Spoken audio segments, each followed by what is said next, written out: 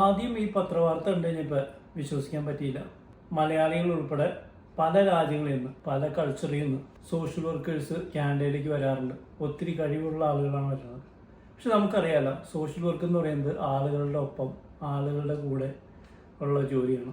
അതുകൊണ്ട് തന്നെ ആളുകളെ അറിയുക എന്നുള്ളത്, അതായത് നമ്മൾ ആരുടെ ഒപ്പം ജോലി ചെയ്യുന്നു അവരെ അറിയുക എന്നുള്ളത് വളരെ പ്രധാനപ്പെട്ടതാണ് സോഷ്യൽ വർക്കേഴ്സിനെ സംബന്ധിച്ചിടത്തോളം. മറ്റു കൾച്ചറിൽ നിന്നും കാനഡയിലേക്ക് വരുന്ന ഈ സോഷ്യൽ വർക്കേഴ്സിന് അവരെ തന്നെ കനേഡിയൻ കോണ്ടെക്സ്റ്റുമായിട്ട് പാകപ്പെടുത്തുക എന്ന് പറയുന്ന ഒരു പ്രോസസ്സിലൂടെ കടന്നു പോകേണ്ടതായിട്ടുണ്ടായി. ഈ പ്രോസസ്സ് എളുപ്പമാകാൻ ഏറ്റവും നിർണായകമായിട്ടുള്ള പങ്ക് വഹിച്ചിട്ടുള്ള ഒരു പ്രോഗ്രാമാണ് ടൊറന്റോ മെട്രോപൊളിറ്റൻ യൂണിവേഴ്സിറ്റിയിലെ ISW പ്രോഗ്രാം, അല്ലെങ്കിൽ സോഷ്യൽ വർക്ക് ബ്രിഡ്ജിംഗ് പ്രോഗ്രാം എന്ന് പറയുന്നത്.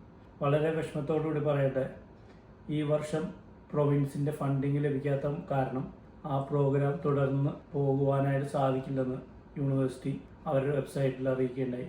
അതേപോലെ തന്നെ അവിടുത്തെ പ്രോഗ്രാം മാനേജർ എല്ലാവർക്കും ഇമെയിൽ അയച്ചിരിക്കുകയാണ്. ഞാൻ ഉൾപ്പെടെയുള്ള ഒത്തിരി സോഷ്യൽ വർക്കേഴ്സിന് അഭിമാനത്തോടെ പറയാം, ഒത്തിരി സഹായകമായിട്ടുള്ള ഒരു പ്രോഗ്രാമായിരുന്നു ഈ ബ്രിഡ്ജിംഗ് പ്രോഗ്രാം എന്ന് പറയുന്നത്.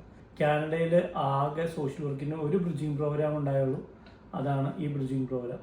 ഈ പ്രോഗ്രാമിൻ്റെ അവസാനത്തോടുകൂടി അങ്ങനെയുള്ള ഒരു വഴി നമ്മുടെ മുൻപിലില്ല എന്നുള്ളതാണ് സത്യം.